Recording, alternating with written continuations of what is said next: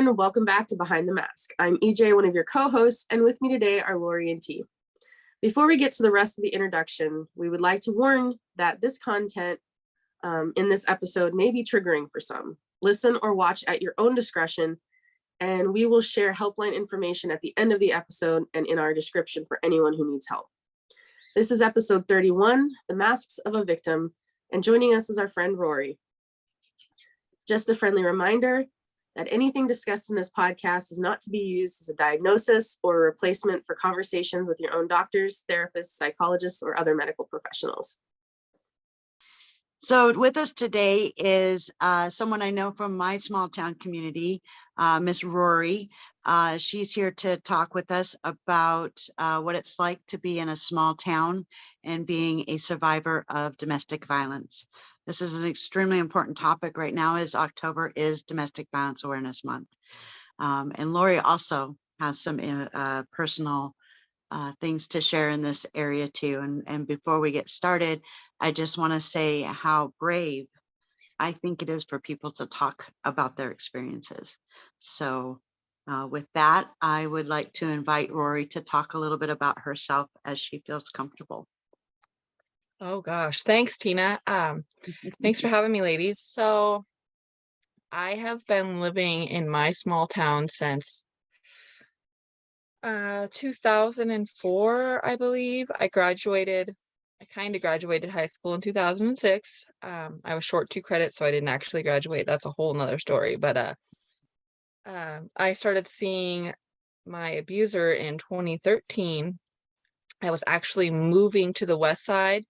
And I got a really great job over there living with friends, and I just had my oldest child, but I met up with him on the way over there, and it just that was the first of it all.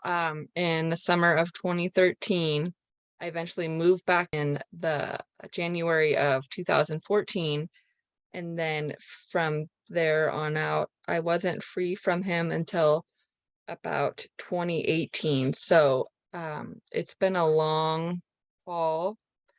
I didn't start calling the police until 2017, the fall of 2017. So I just tried to hide it from everybody. I left 7 times before I finally was able to leave for good.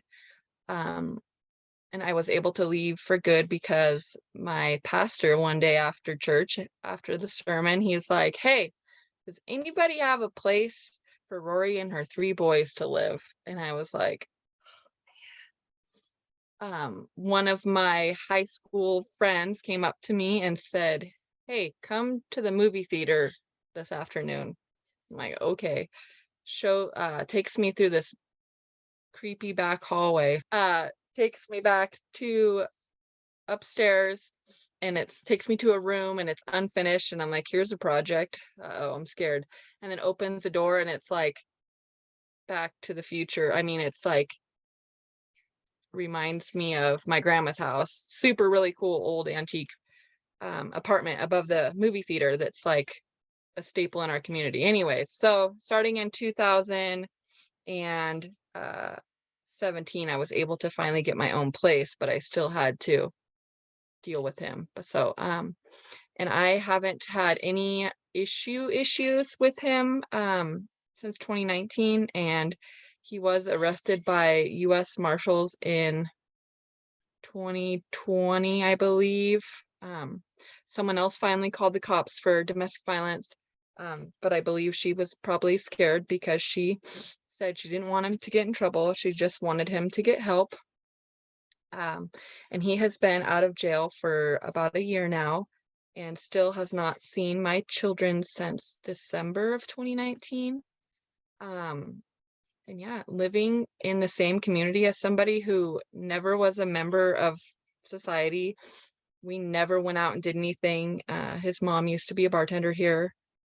She passed away in 2018. She was the only one in his family who believed me and believed me to leave him and support me, but she still had his back and would still cover for him. And pay for him to leave the state with one of my kids. And I didn't have a parenting plan until it wasn't finalized until 2018 after she passed away. Yeah, and I just seeing him now out in my community all the time. I don't go out much as often because he frequents the local bar that's like literally 2 minutes from my house. And tries to buy all my friends drinks and stuff. And they're like, oh my gosh, guess who bought me a drink? And I was like, well, I mean, spend his money. It's not like he's paying child support. I don't know how to say to that. He it's one phone call a week with my kids. It was a big deal when he was in jail. He got to call them on Tuesdays at 7 o'clock. And now it's just hard because my kids don't look forward to a phone call because all they ask him about is money. My kids are like, well, he'll give me money. So he does try to come to events in town that have my kids at them. The one time I wasn't at a football game, tried to show up, and I asked him to leave, and he said, you're not here. And I said, it's unhealthy for the children to have this. You can't just come into their life. And if you would like to see them, there's a courthouse in town. So yeah, I don't know. Have any questions for me? It's been a wild ride. It has. No, I just want to say thank you for sharing your story. I think many people have very similar stories. I was going to ask, so you are in the community you're in. Did you ever consider leaving the community that you were in? For me, leaving the community, I can't. My mom is my number one human in my life, and I live so close to my parents. And I lived with them, and that's why when I got my own place in 2017, like it was really hard to live with my parents with my 3 kids because their house is like 700 square feet. And so it was always easier to go back because when he wasn't there half the time, I had a house and property to myself. Because I felt like I was never going to be able to break free and have my own space. So moving in above the movie theater was the start of it all. And I couldn't leave because my mom, I couldn't do life without my mom.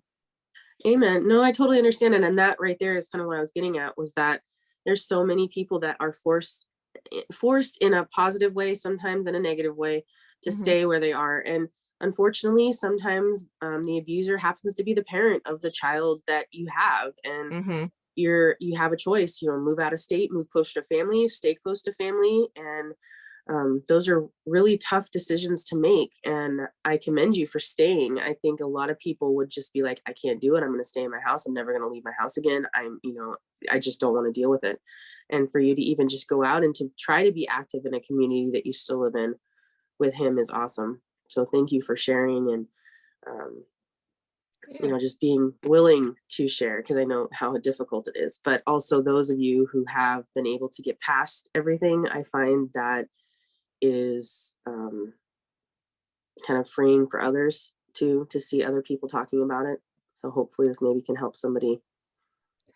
And another thing I'll add in there on the small town spectrum, like I had a job that I loved working there.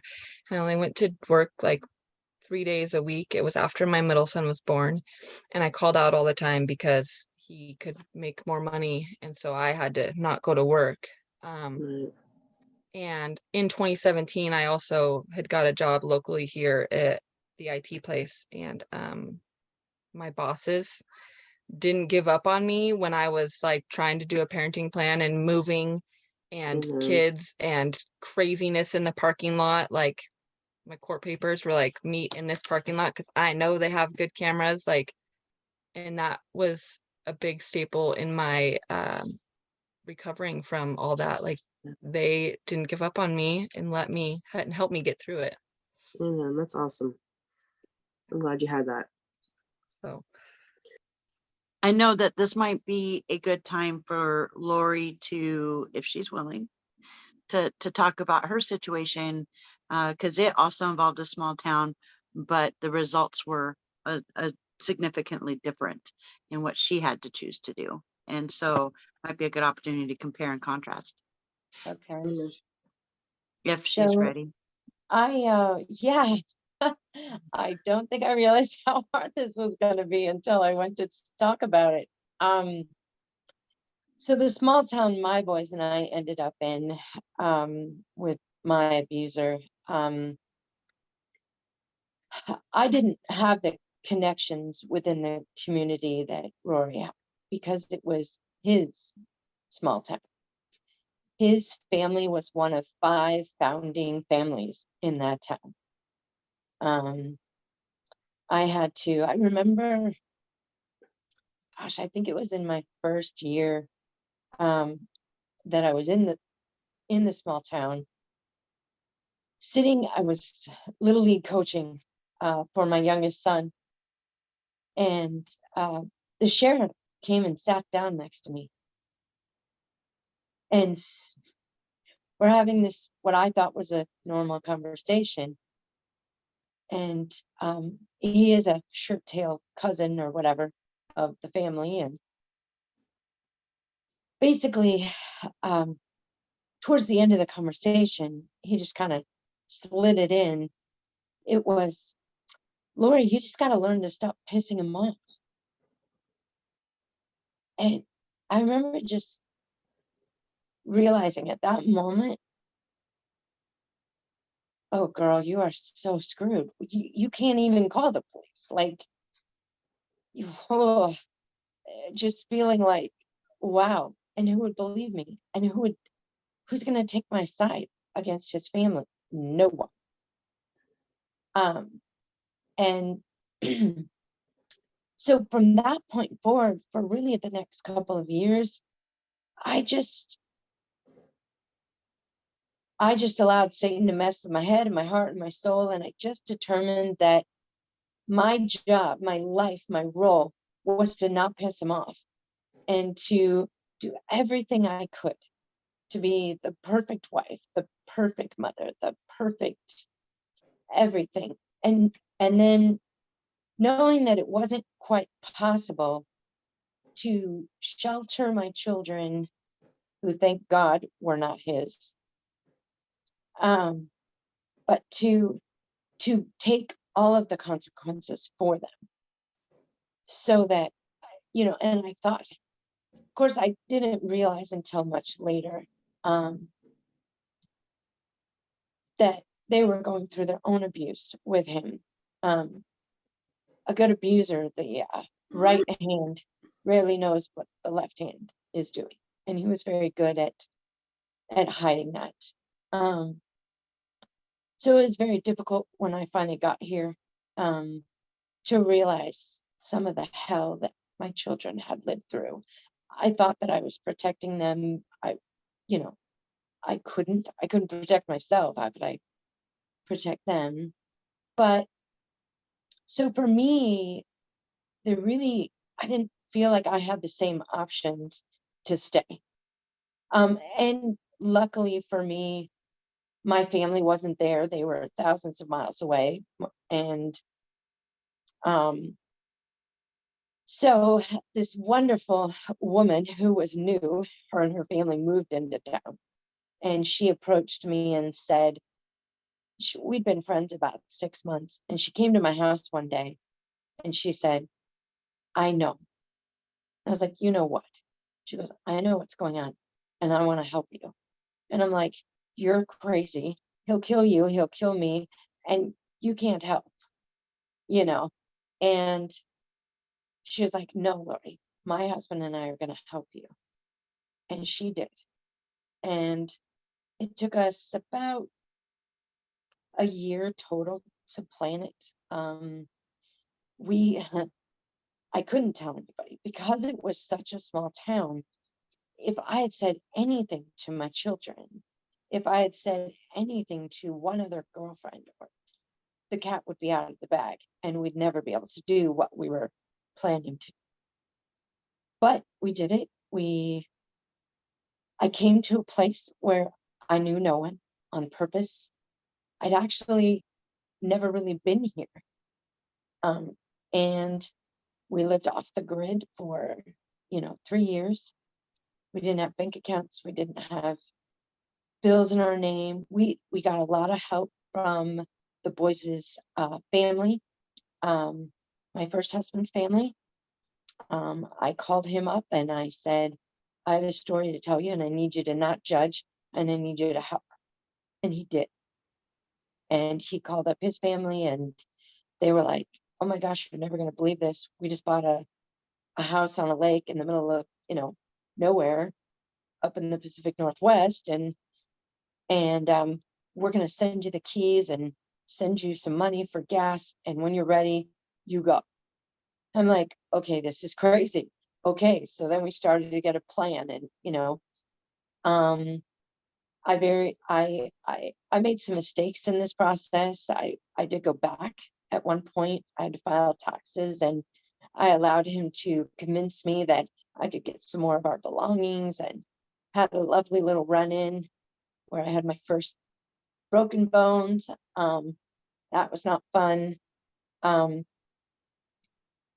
was, it was hard. I didn't want to do it.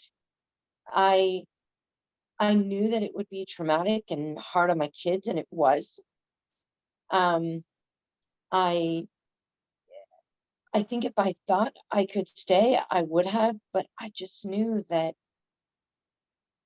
it's interesting. I know we're going to read off some of these facts, but there's this one fact that I read, and it really got me. And it says 72% of all murders and suicides involve an intimate partner. And 94% of those victims are female. That's where I was. There was no staying. I remember the last time, the last confrontation. As calmly as possible, that man walked to the closet, pulled out his gun, threw the phone at me, and dared me to call 911. I wouldn't get there fast enough. For me, it wasn't. I couldn't stay. But, that's okay. We left and here we are. And my thing was all the way back in 2005. And I have come so far and done so many things. And yes, counseling and friends and tribes and, my boys and I, we have a whole new life and it's pretty amazing. And not that we all don't have our triggers and we all don't have things. It was interesting, T, you and I were just talking this last week, and I was sharing with you that all three of us within the last month had a different thing that triggered us. And yet, what I loved about what happened is all three of us went to each other. And they're adult young men now. But we all went to each other. And we talked about it, we processed it out, we prayed together, it was amazing. There's a bond with the three of us that is unbreakable. And we all lived through hell together. But that's just it. And remember last week, a couple of weeks ago when our podcast dropped and we did the one on hope. Yeah. And there was that quote from Winston Churchill that Steve brought up.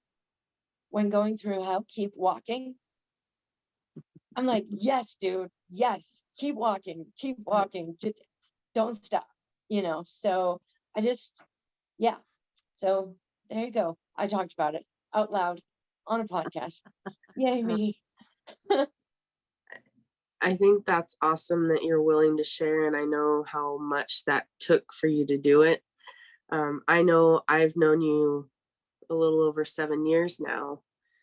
And when I first met you, you shared that you were a domestic violence survivor victim. And that was about all I knew for about 6 months. You just And it wasn't that you didn't want to tell me, it was just you were so used to not talking about it to people because you were still truly traumatized, because there was a lot of work that you did right away, but then there was a very big gap in time where you didn't seek counseling and weren't working on it. So it just kind of built up, and it's just one thing you were kind of bottling up. And I know you've worked really hard in the last couple of years of being more open about it. So A+ for you. Thanks.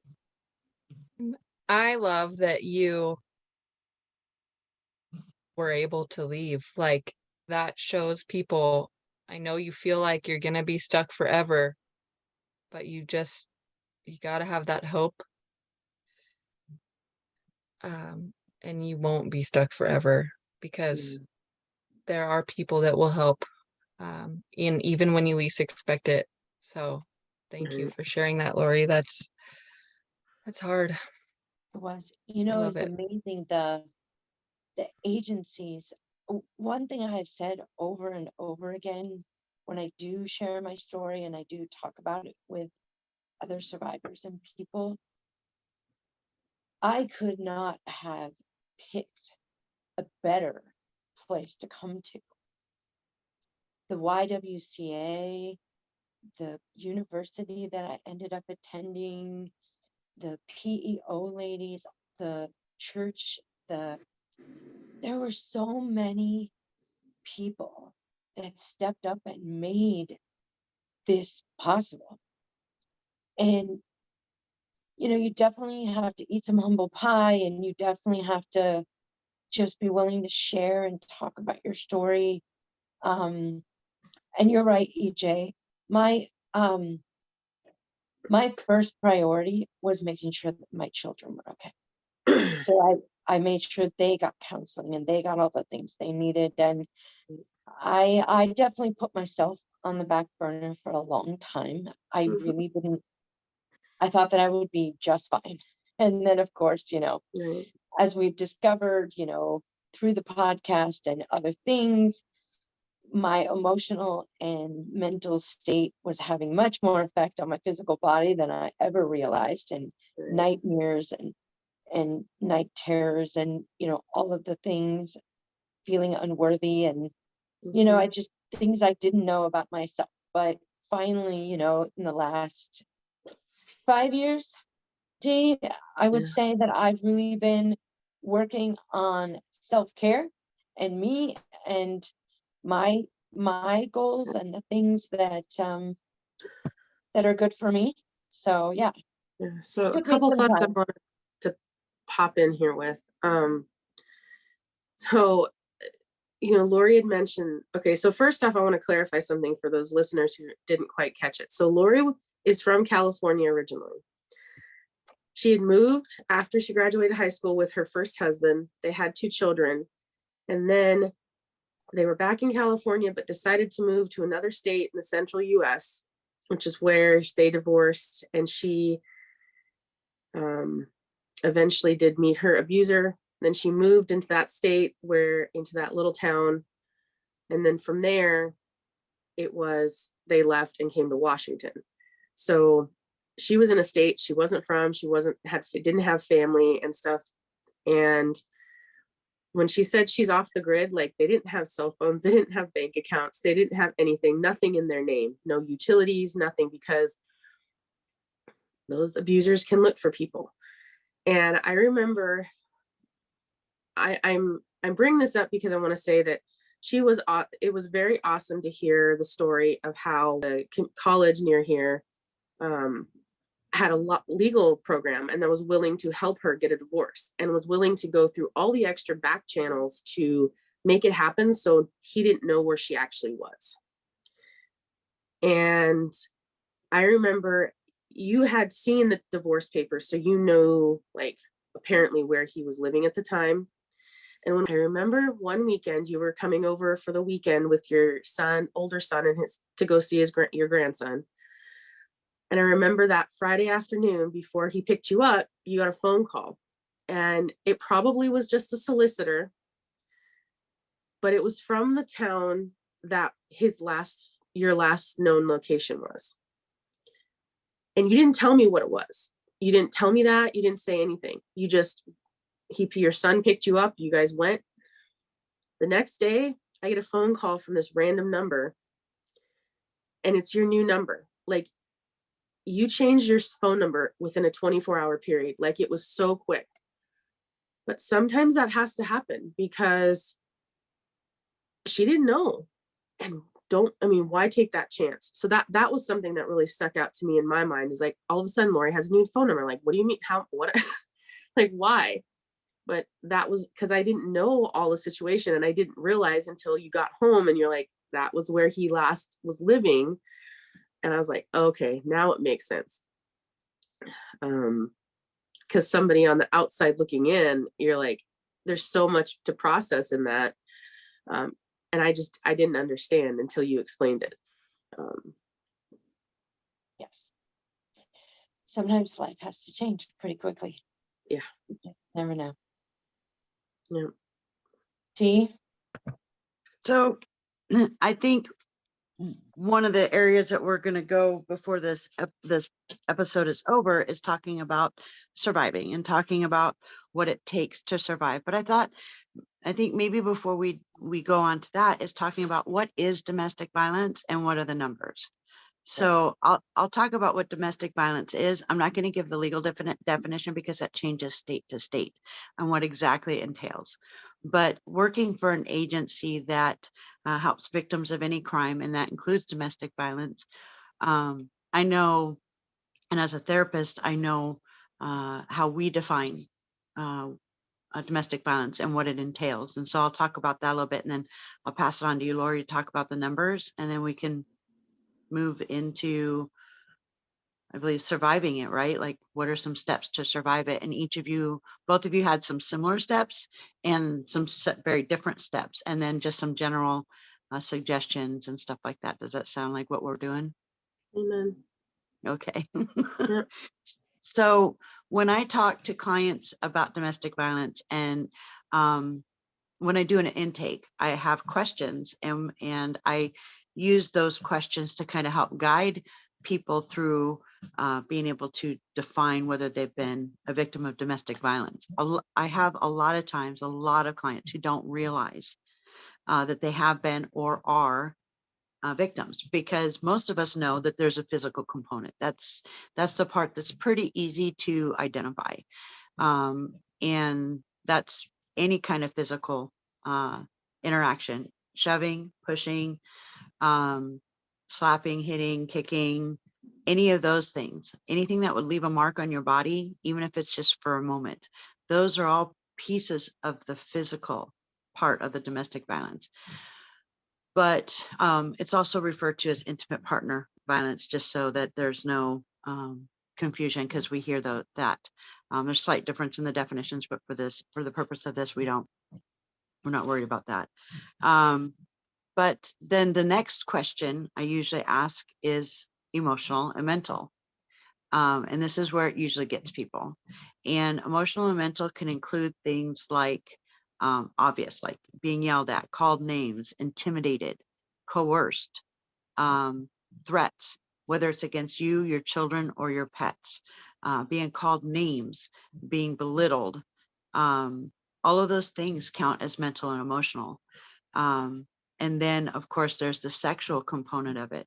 And in that area, a lot of people don't realize that that's considered domestic violence, is when they're being sexually abused within their relationship, because there's so much it's confusing for most people. But that includes not just forced sex, but coerced sex. So being talked into it, even though you don't want to do it, being badgered into it.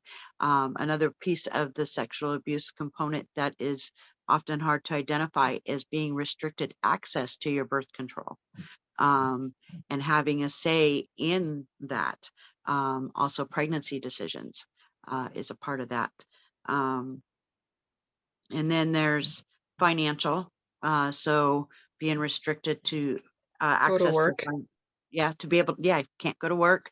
If you do go to work, you don't have access to the money, and you're denied necessary items, including groceries, food, access to feminine products, access to hygiene products, anything along those lines. And then there's also can be a spiritual component. So either denied access to church or using faith and religion to condone their abusive behavior. So it's a pretty complex and big, and can often be difficult to identify, because one of the other common components with an abuser is they gaslight. So they make the person feel like they're going crazy or are crazy, and include in that no one will believe them. Mhm. And so those are all parts of what defines, and it's not all inclusive. It's pretty complicated, but that's just the basic definitions. Lori and Rory, would you guys add anything to that? I will say definitely the like isolation. People Oh yeah. don't realize how much that affects you, that's Mhm. domestic violence, like isolating you from anybody who Thank you cares for- about you, like making them your number one, like, if you can't have anything to do with your mom because she doesn't want us to be together. So you can't do stuff with your family. That right there was a big part of my life that killed me. Yeah, you're can't- absolutely right. That is a huge red flag, a huge indicator of domestic violence, is when someone's being separated from their support system and potential support system. So thank you for bringing that up. That's And then super. I think couple of things that I would add, that stalking, obsessive, It happens where you're at behavior, all times. Mhm. right? There's no time that you have any longer that is your own. It belongs to someone else. Mhm. And it gets to a point, at least for me, where I felt like I didn't even own my thoughts anymore. I didn't Mhm. own anything for myself. Everything I did was to please and honor and placate this other being, solely at one point, just so that I could have some peace, that I could have some calmness, that and Mhm. then the other thing is, and- oh goodness, I really want to say this out loud, and I'm going to struggle with it. You got it, Lori. Okay. Even in a marriage, you are allowed to say no. Yes. You do not have to say yes. You do not, and especially in your bedroom. Yes. I don't care. I don't care that you're married. And I can just hear some of my church friends freaking out right now, and different people in my life. It is not about honoring. I No is okay. Every single person can say the word no. Yes. Exactly. Yeah, that And wedding so, ring doesn't mean free You range mute. of, yeah, yeah. And I I think, didn't think that I had the ability to say yeah, no. yeah, I thought that I was duty bound to say yes to everything. And that's not true. Okay, enough. Moving on now. So yeah, that's hard. That's a hard topic to talk about, is that aspect of it, because there's a lot of preconceived ideas of what's expected and not expected. And but there's nothing to say that uh, intimate partner violence is acceptable even within the Bible. Mhm. And there's nothing in there that says that we can't say no. And we shouldn't. I mean, in a healthy relationship that is, in my opinion, that is based in God, a healthy relationship, nobody's going to have to say no, because nobody's Amen. being pushed into anything. yeah. It's a mutual. What a concept. Well, and I always hear those, like, you see it on TV, you see it in movies, and the couple are struggling because one of them doesn't want to put out. Okay, well, here's the deal. You're allowed to say no. You're allowed to be like, not have to feel in the mood. I mean, honestly, that's what it is. And you're allowed to say that. And in a healthy relationship, your partner is going to respect that. And I also want to clarify something. Rory and Lori both shared their stories. This happens to men too. Women can be abusers as well. Not saying they are, I'm saying they're victims, but people just automatically assume that the woman is the abusee, the person being abused, and the man is the abuser. But there are men going through the same thing. I do have a couple of man friends who have been in really bad situations. Me too. And I know that there's some females around town that abuse good guys around here too. Yeah. And it's so sad. Real. Yeah. And I think this would be a good opportunity for T to share some of those numbers. yeah. I thought you had the numbers in front of you. Well, I can, yes. I think I can read through the list. Right.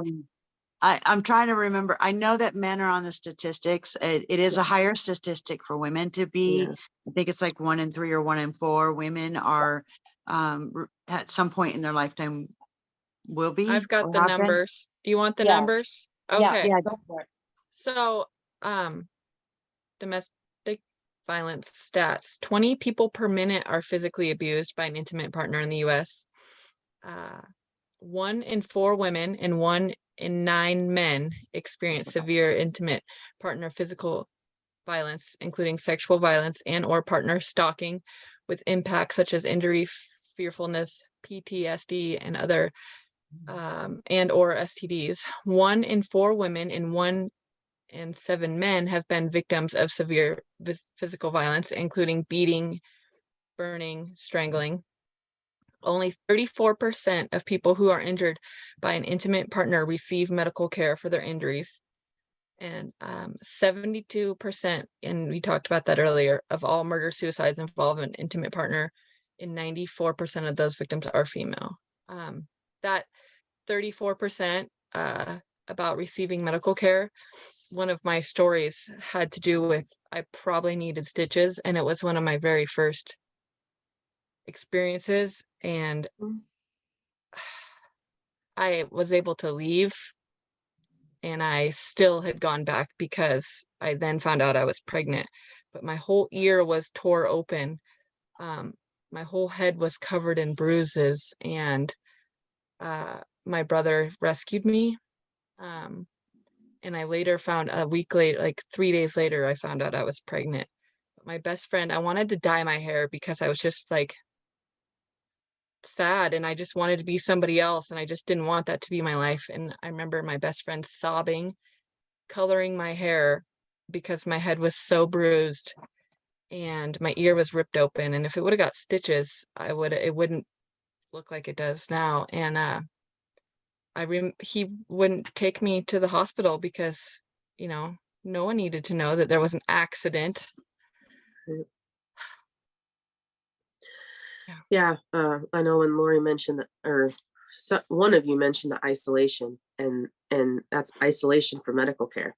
Mm-hmm. Many abusers don't want you to go to the hospital, and if they do, they take you and they make sure that you don't say they did it. It's well, she fell down the stairs, or she hit her head on a doorknob, or and any medical professional is going to be able to tell you how an injury happened,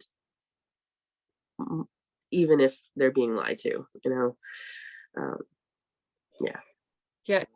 And actually it wasn't until about 3, 4, 5 years later after that incident that when I was able to go to court, and there was awesome resources in Spokane to help me. She pulled up she got every police report and everything that had anything to do with me. And my best friend, I've had my entire life, who lives 6 hours away, she called and emailed and sent a statement to the police about me driving 6 hours and her coloring my hair and the fear I was in and the bruising on me, so that she cared and she tried, and I still talk to her. So I am so grateful Mhm. that I had my friends 6 hours away that were trying to help me, even though I went back. She never gave up on me. Amen. That's awesome.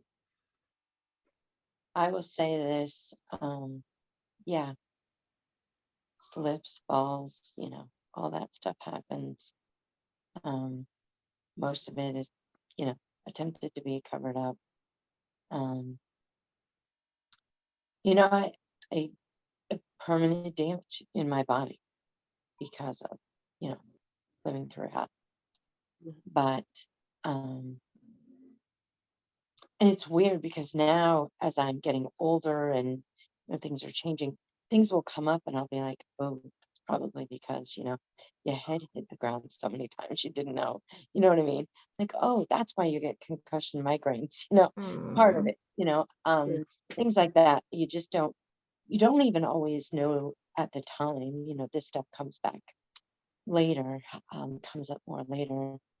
But I too, Rory, would say thank you to those people that just loved me unconditionally through this. I remember talking with one of my very best friends in the whole world, and you know, I want to say this out loud to people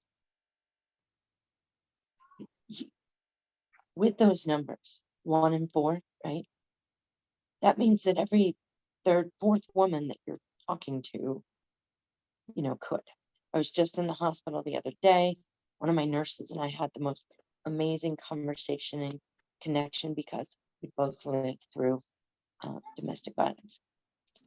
It can be anyone. I think the thing that threw people off, in my life, it might be throwing them off in yours. We do a lot of covering up and we do a lot of smiling and putting on the happy face and, purposefully acting like everything is fine, because we need the status quo to stay the same. You are going to hear things like, I never thought it would be you. Um, I just can't believe you seem so confident, whatever. Don't be angry with those people because of course, they have no Mhm. idea. But even still, it was my girlfriends and it was, this one woman who helped me and came up alongside of me and said, I don't care that we're in a small town and I don't care what the ramifications are for my husband and myself. We're going to help you. And they did. They did everything in their power to help us. And we were able to get away. And it wouldn't have been possible without that. So, don't be afraid to help people. Don't be afraid to see things and to speak up and to say things. But outside of not being afraid, remember to be grace-filled and merciful and unconditionally loving. Because all of anyone who's been through this is in a very sensitive, dark place, and they need you to just love them and meet them where they're at. So I'll say that. On that note about, it's taken me a long time to be open about my stuff. And nowadays I'm very vocal on the internet and I don't care anymore. His family used to say, what you post on the internet stays there forever. Well, so do these scars and the trauma that I have from it that you all tried to cover up. So I have helped a handful of women who, I helped a gal who'd been married for like 20 years, and she messaged me after she left him and told me that I inspired her to leave that. And I've helped a gal who had no family here, and she knew that I got a restraining order and she had no family here. And I got her to our, we went to the courthouse, we went to Family Crisis Network, uh, got her those connections. I just learned from a gal that I respect so much and love in this community. And she said, brings tears to my eyes seeing you and hearing your story because I lived that too, and nobody knows my story. And there is at our local skate park, there's a wall right now that's painted and it says Domestic Violence Awareness Month on it. And it says, what does it say? T, I'm trying to remember. I'm gonna go do a break picture with it. break the Yes. silent. I think it says break the silence about domestic violence. Yes. Mhm. And it's got a butterfly and the purple ribbon, and I'm had my kids take pictures of me out there, and my 11-year-old like, love Mom, seeing that picture of you there. I I was love like, it. Yeah. "Oh," yeah. So that's really cool. And I know the gentleman who I've known him over half my life, the guy that always does the great artwork over there. So that's really special. So I think Yeah. all of us from Family Crisis Network are gonna try to go down and get our pictures taken with oh it. good. Yeah, I Yeah. I love it. It's beautiful. It is beautiful. Yeah. I shared it on my Facebook wall, and yeah, I loved that. I wish more communities would do things like that. So yeah. Well, so we've talked a lot about your past, but now that you guys have overcome it, can you maybe chime in too about tools, the resources that are available for people who are going through it or need help? I'll share the numbers here soon, but I just thought you could chime in and kind of offer some thoughts on that. I'll start off in just saying that most communities have some sort of program or agency that is there to assist people who are fleeing domestic violence. Now, that being said, that may not always be obvious, but most areas do have a YWCA. They usually have some sort of staffing where they have legal assistance.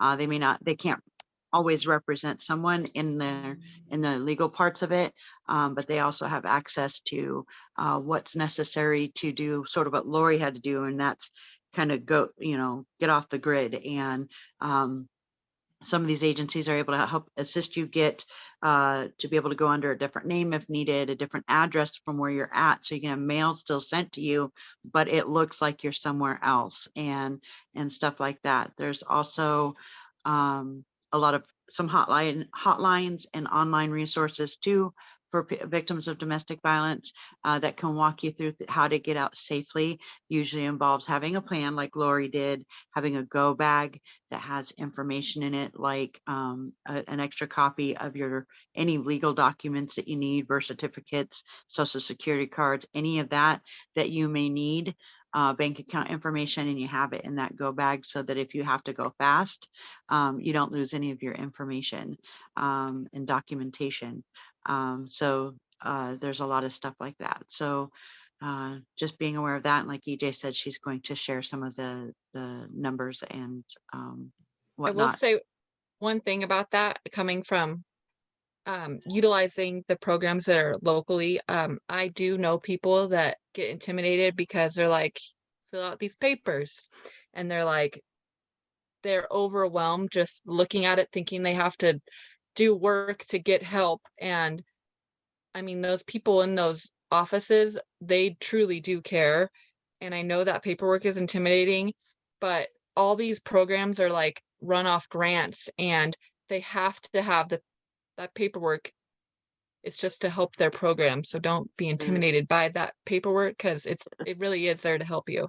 Right. And to go along with what Rory says, because she's familiar with the agent, she's referring to our Family Crisis Network, which is the agency I'm with. And so not only is there paperwork, but what's really great about the state's grant funding for domestic violence is they're very aware of the difficulties that our clients go through in filling out that paperwork. And so they do give some grace on some of it, but the courts themselves do require a lot of paperwork if anything has to go through that. But our advocates stay with the client. They don't, you're not just shoved all this paperwork and say, fill it out. I mean, you might get a packet handed to you at the door, but if you're like, I'm just feeling overwhelmed, they're very trained to be able to help walk you through that and to stay by your side while you're through it. And a lot of your local agencies are going to be that way. So. I know that I've shared this with you before, T, and I hope that you continue to share with the team that you work with. I also, unfortunately, my domestic violence wasn't the first abuse in my life. It was, So I had a lot of other abuse. And one of the most amazing things that your clinic in particular has done, the welcoming space that you have, the warm, inviting, the murals on the walls, and the way that you have your cameras and you're recording, and all the things that you guys have done. I wished that I would have been able to come into that kind of atmosphere. When I was first reporting abuse when I was younger. And you and I've talked about that because we both have some similarities in our growing up backgrounds with abuse and things like that.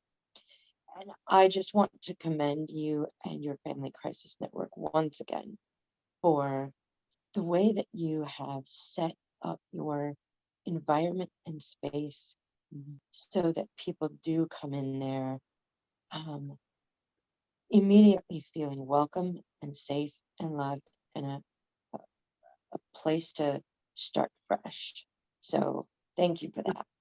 So just Um, a little bit of clarification, what Lori's referring to specifically is our CAC, which is our Child Advocacy Center.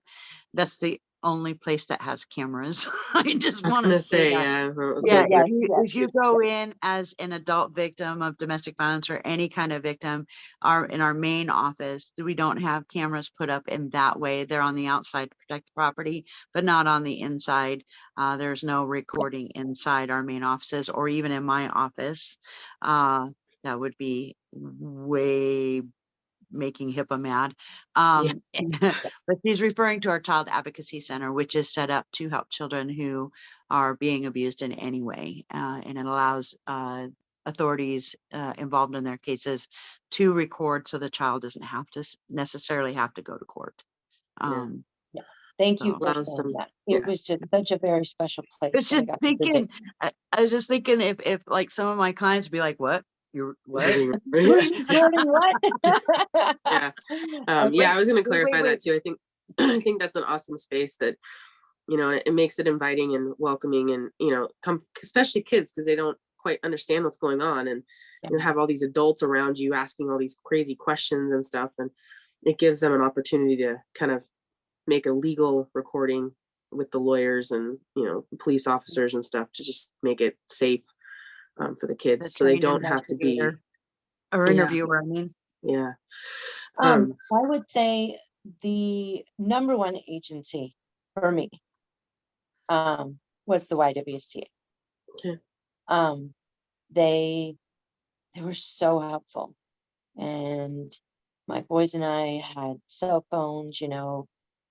Everything was set up, so we could just hit a button and get help.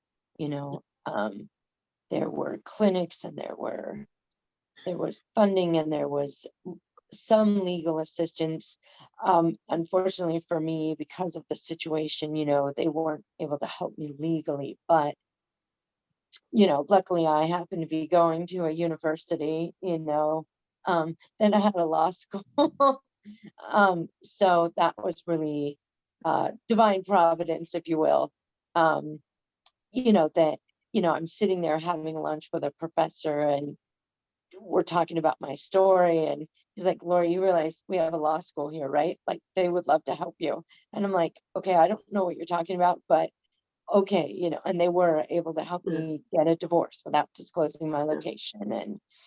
But And she the says that community- the law schools, oftentimes schools who have law programs will offer pro bono work because the students are learning all these experiences. So the more cases they have, the more they can learn from. So oftentimes they will offer free or very reduced rates to people who are going through things that need help and need legal help, but can't afford a true lawyer, like a full-time lawyer. And I was a huge resource for Lori. Even one that she was able to use recently. Yes, they were able to. So when I first went, my sons were younger, and they weren't ready for me. I had wanted to change my name at the time, but they weren't ready. And so now that they're young adult men and have their own families and are doing things, they were like, Mom, if you still really want to do that, go for it. And I was able to go back to the law clinic, and I was like, you guys offered this to me in the beginning, but I wasn't ready. But I'm ready now. Can you help me now? And they were like, of course.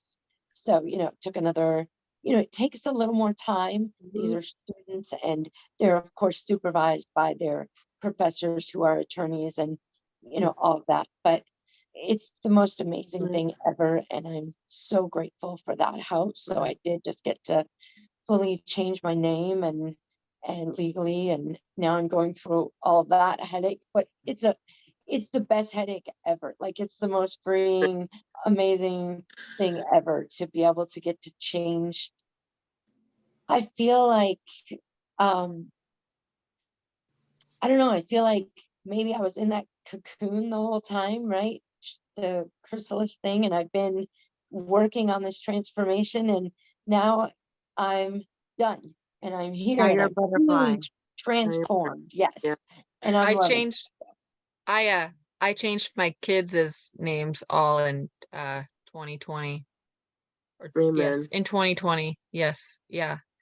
Yeah. The COVID year was just a big blur, the COVID years, I guess. But in Yeah. 2020, they all have the same last name as me, so it's awesome. That's awesome. Yeah. So I don't know, Rory, how you feel, but I really wanted to take a moment to say, I know that we titled this episode "The Masks of a Victim," but I don't identify with that anymore. When I talk about my past now, and when I share my story, I say that I'm a domestic violence overcomer, because I feel like I overcame a lot of things, and I don't I understand that for a period and for a time, I did identify with that victim piece, but I don't any longer. That is a part of my past now. And now I'm not just a survivor, even, because I think for a while I was a survivor, but now I'm an overcomer, and I love that, and I know that that is possible for everyone. And so just want to put that piece of hope out there. What about you, Rory? And I mean, I call myself a survivor, but I also will say that I'm an advocate for it, definitely, Yes, because if I can go and leave, it's possible. it is. Yeah. Amen. I have a couple other thoughts I wanted to share. I know I don't have this, so it's a good thing I don't have this in my past. I'm grateful for that.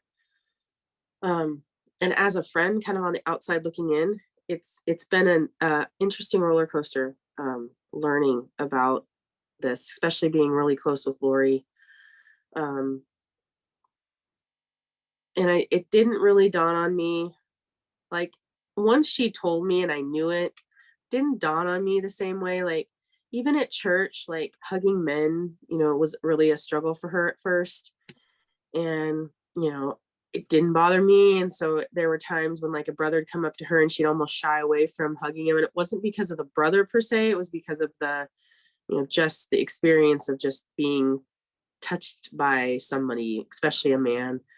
Um, and things I've seen, like we watch a lot of shows, similar shows, and you know, um, as many of you know, I mentioned it before that I do the podcast 911 Lone Star Roundup with a couple of my friends who are fans of 911 Lone Star as I am, and our friend one of my partners will also text us when there's an episode that has domestic violence, just to let us know, and I can relay that to her, like, hey, there's a domestic violence situation in this certain episode, do you want to watch it, do you not want to watch it? um, and so when I can, like, I see an episode or something that does have that in there, I do my best to let her know. A friend of mine who is doing the watches it live, and because I don't normally get to watch it live, if I don't know that ahead of time, I feel bad when there is a domestic violence situation in the show or featured in the show in some way, because then I feel bad because like I know I'm like, okay, she's struggling, is she gonna like cry, you know, like I don't know, and so then I feel bad. But I also am like, I try to encourage, and you know, and we just had a situation a couple weeks ago. You were in the hospital, and due to some patient errors or patient situations, there were no beds available in the regular hospital. So unfortunately, even though you were admitted to the hospital, you actually had to stay in the ER. And you say ER, it's an emergency room. The police bring a lot of people in to be checked out before they take them to jail. And there was a situation with a guy. He'd been brought in because he'd been tased by the police officers and had to get checked out. And Lori just really struggled with that. And I was sitting in the room with her, and I was trying to stay calm. And I kept saying, okay, you're okay. You're here. You're not alone. And the hard part was the room we were in didn't have dimming lights. So the lights were completely off because she had a migraine going on. And it was just, it was like the first time I'd really experienced her breakdown like that in such a quick moment. And that it happens. Like there are sometimes you can just get past it. And there are other times that you're triggered by something. And so it could happen a year later, it could happen 20 years later, because some of those triggers just never go away, no matter how much you work on them. And that's why, you know, Lori always talks about having a tribe, having people that she can trust to talk to. She has Tina, who's experienced that as a counselor and can help her walk through some of those thought processes and process through, or just talking to me. And so she's very open now, but she wasn't always that way. So I feel like as an outsider, for those friends and family who are dealing with friends who are maybe going through it or have gone through it, be the ear, be the listener, be the friend and the trusted confidant that they know that they can come to when you're struggling. Or don't just like, oh yeah, it's okay, it'll be fine, you know, it'll get better, because that's not going to help them. It comes in waves for sure. Yeah, it does. So I wanted to encourage you guys that. And I mentioned the show for another reason, the 911 Lone Star. They actually did an episode a couple of seasons ago. It's 205, called Difficult Conversations. And in it, they featured a call where a woman was calling 911, but was trying to order a pizza. And it was a domestic violence woman. She was being abused, and she called 911 to order a pizza. And once the operator picked up on what was going on, she was able to ask her the right questions that she could answer with type of pizza order questions. So she could say, you know, how many people are in the room? Is there a gun? That kind of stuff. And it was able to give the police enough information to get to her safely and, you know, save her. And that video has actually been watched and passed around in different circles because of that, because it's encouraging. And there's actually real life situations where that's actually happened. And it was the operator who were able to pick up on that situation and realize, okay, they're not calling me for this, but they really need help. And it's like 3.5 million views, I mean, on this, just because of how important that is to know and for people to know. There was a situation in which a pizza delivery guy received a woman asked him to call 911 when he delivered the box of pizza. She had slipped him a note or something like that, and he did it. He called 911 and was able to save her. So yes, those things do happen. Yeah. And I used to have an app on my phone, and I can't remember which one it was, but I don't even remember what it looked like. It feels like it was so long ago, but you could click on the button and it sends a text to your contacts, and every single one of my friends called 911. Awesome. I had So- just I had moved. I moved, and when we were done moving for the day, he was helping me move, and his switch flipped, and I was like, this cannot be how it goes. And they all called 911, and he was removed from my apartment. Nice. Yeah, that's something I discuss with clients, especially if they're currently like being stalked by an abusive ex, or still with their abusive abuser, is that there are apps, and this goes for anybody who's also dating. So I've given it, you know, when clients are ready to start dating, which leads me into another thing I want to say, but I'll encourage them to download those type of apps. Most phones come with a way to do that anyway. Like I know on my phone, I can have it set up that if I hit my home button a certain amount of times, it'll start recording and alerting friends and or first responders. And then it also will turn on my GPS on my phone. So I wanted go to ahead. get back to your talking about the shows and like warning friends and everything. I don't know if have any of you watched the show Made, or it was like a limited series on I Netflix, saw like it. too long to be a movie, but like Yeah. I um saw it on was it Netflix? I think it was. I yes, didn't get a chance to watch it, but I did hear about it. if there was I mean that show, I mean I watched it with my boyfriend that I have now, who is a gem, but that night when we would watch it, it was so triggering for me, and I'm like biting my nails watching the show, feeling like I'm living my life. There was so many parts of it that I related to 150%, and it killed me.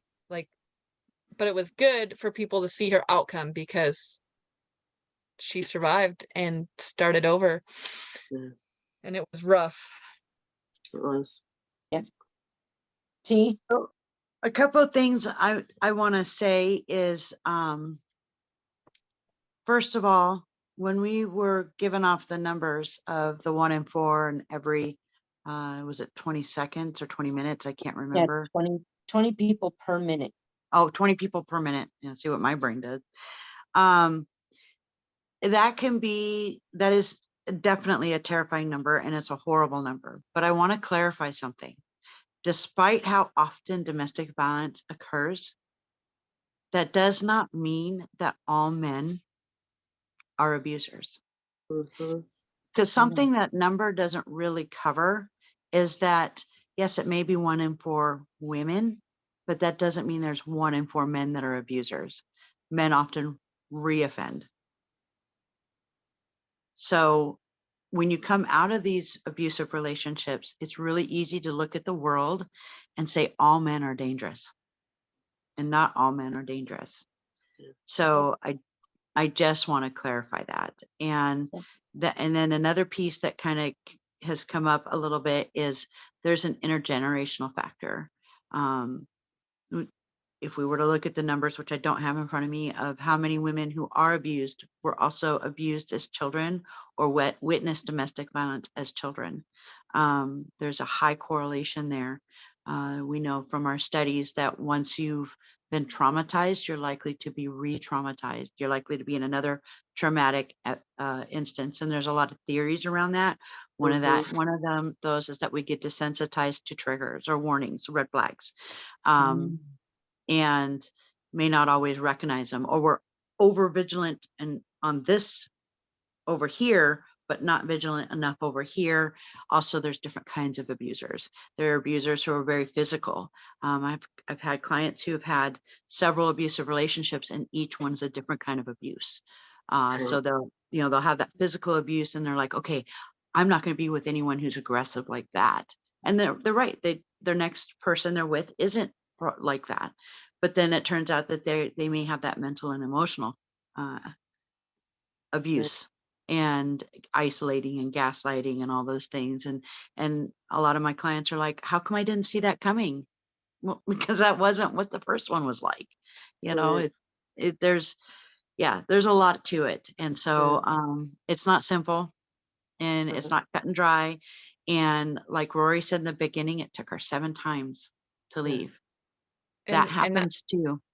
And I believe that's about the average, is 7 times. Mm-hmm.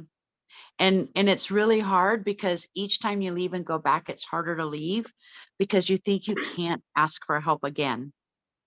Like I put myself, then you start self-blaming, and then you're like, well, who's going to want to help me? I went back. And then it is true. Some people will judge you for that. They're wrong.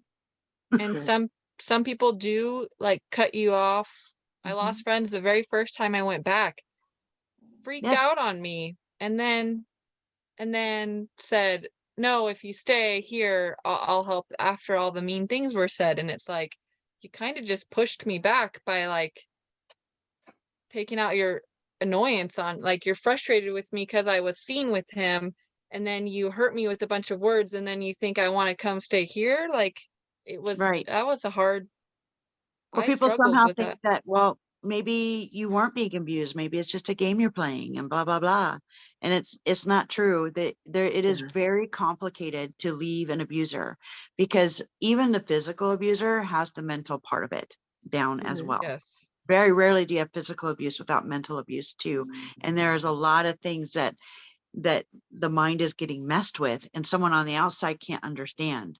I had an aunt who was very abused and always went back, and everybody would get so mad at her for going back. And it's like, you don't see what's going on. You don't see the games that they play and the power that they hold. And if they can do all these bad things to you in the relationship, and they say, oh, if you leave me, I'm taking your kid, or nobody's going to believe you, or you're going to be destitute, you're not going to have any money. And then all of a sudden, and you have no skills, because that's what you've been convinced of. You have skills, but you've been convinced you have no skills. And now you're sitting out on the porch going, where am I going to go? Mm-hmm.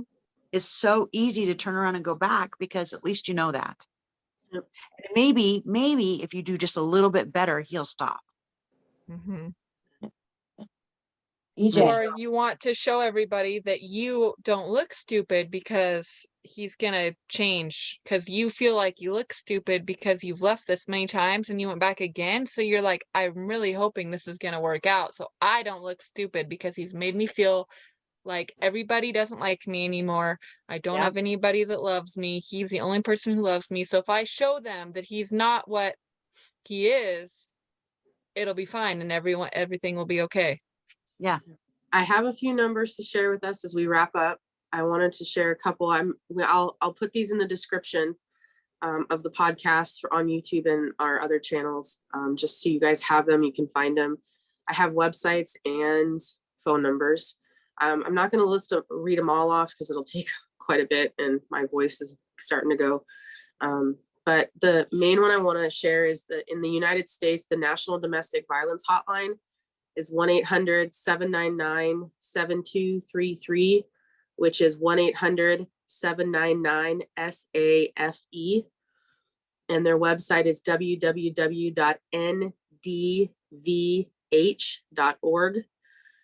And there's multiple languages and text options you can have with that for them.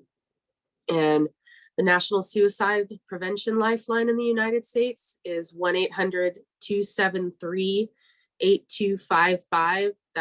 Which is actually 1-800-273-TALK. And the website is now, in case you didn't know, it's www.988lifeline.org. They just recently changed it. Just a friendly reminder that anything discussed in this podcast is not to be used as a diagnosis or a replacement for conversations with your own doctors, therapists, psychologists, or other medical professionals. This episode is on YouTube and most major podcast platforms. And if you're not a subscriber, we'd love for you to be one. So don't forget to like and click subscribe button to keep up with our upcoming episodes. We're on Facebook, Twitter, and Instagram as Behind the Mask PC. You can also email future episode ideas or feedback to us at behindthemaskpc@gmail.com. Links for myself, EJ, Lori, T, and Rory will be in our description, as well as all the links that I just discussed earlier. And on behalf of the ladies and myself, thank you for listening, and we'll talk to you next time. And thank you, Rory, for joining us and sharing your story. Thanks for having me and letting me share my story. You're welcome. thank you, everyone. Great episode. Bye now. Yeah. Bye.